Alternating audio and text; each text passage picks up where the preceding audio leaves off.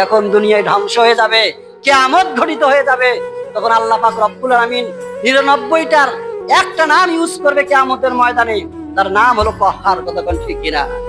এই কহ্হার নামটা যেদিন ইউজ করবে, ব্যবহার করবে, ওই দিন আমাদের মাথার উপরে, সোয়া হাত উপরে সূর্যটা উঠবে, জমিনটা তামা হয়ে যাবে।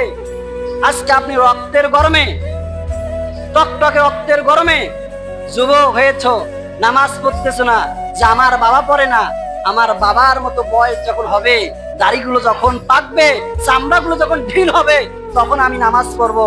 আমার বাবাও তো আমার মতো যুবকে নামাজ পড়ে নাই। বাবার মতো যখন বয়স হবে, ওই বয়সে যে আমি আমার বাবার মতো লেবাস নেব, টুপিটা মাথায় দেব, তসবিহ হাতে নিয়ে জায়নামাজ নিয়ে মসজিদে যাব।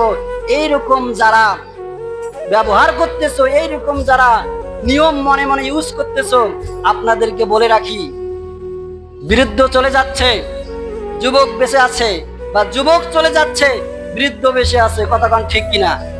এই দুনিয়াটা আল্লাহ পাক রব্বুল আলামিন আসার একটা সিরিয়াল দিয়েছে, কিন্তু যাওয়ার কোনো সিরিয়াল আছে কি? কথা বোঝেন নাই মনে হয়। যাওয়ার কোনো কি নাই? কথাক্ষণ সিরিয়াল নাই।